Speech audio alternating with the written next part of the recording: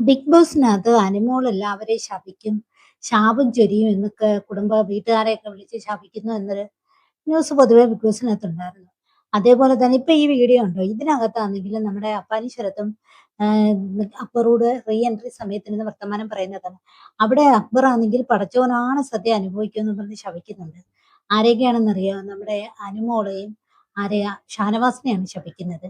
നല്ല ഭംഗിയായിട്ട് കൂടുതൽ നേരം അവിടെ ഇരുന്ന് വർത്തമാനം പറഞ്ഞ് ശപിക്കുന്നുണ്ട്. കാരണം എന്ന് വെച്ച് കഴിഞ്ഞാൽ അക്ബറിനോട് ആദിലും നൂറേം പറഞ്ഞു കഴിഞ്ഞല്ലോ, അക്ബറിനൊരു പണി കൊടുക്കണം, അല്ലെ കരിവാരി തേക്കണം, പുറത്ത് പിയാറിനോട് പറഞ്ഞു എന്നും പറഞ്ഞുള്ള ഒരു കള്ളത്തരം ഇവളുമാർ രണ്ടുപേരോട് ഇവരോട് പറയുന്നില്ല.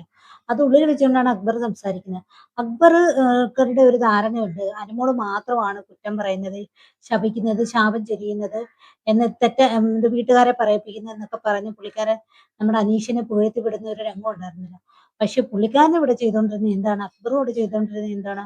അക്ബറിന്റെ വായിൽ നിന്ന് വരുന്ന വാക്കുകൾ ഭയങ്കരമായ നല്ലതുപോലെ കുത്തുന്ന വാക്കുകളെ വന്നിട്ടുണ്ടല്ലോ അക്ബറിന്റെ വായിൽ നിന്ന്. ആ വീട്ടിനകത്ത് പലർക്കും ഇരട്ടപ്പേര് ഇട്ട് കൊടുത്തത് അക്ബറാണ്.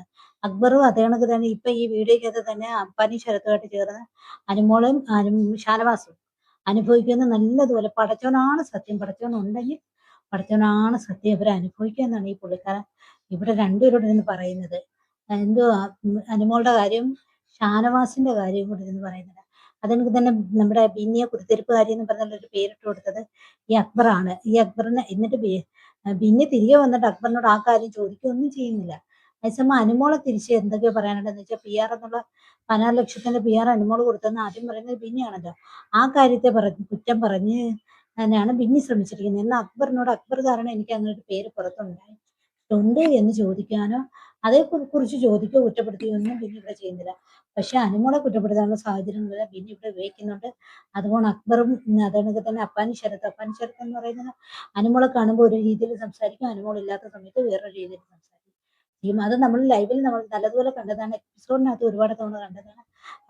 നമ്മുടെ ഈ അപ്പാനി ശരത്തിന്റെ പലതവണ പലതായിട്ട് പറയുന്ന സ്വഭാവം. അതുകൊണ്ട് തന്നെ അനുമോള് ഇത്തവണ ബിഗ് ബോസ് വിന്നറാകാൻ തന്നെ ഏറ്റവും കൂടുതൽ കാരണം ഇവരൊക്കെ തന്നെയാണ്.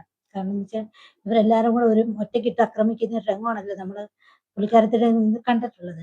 അപ്പൊ അതിൽ നിന്ന് പുറത്തുള്ള ആൾക്കാർക്ക് നല്ല സപ്പോർട്ട് കൊടുത്താണ്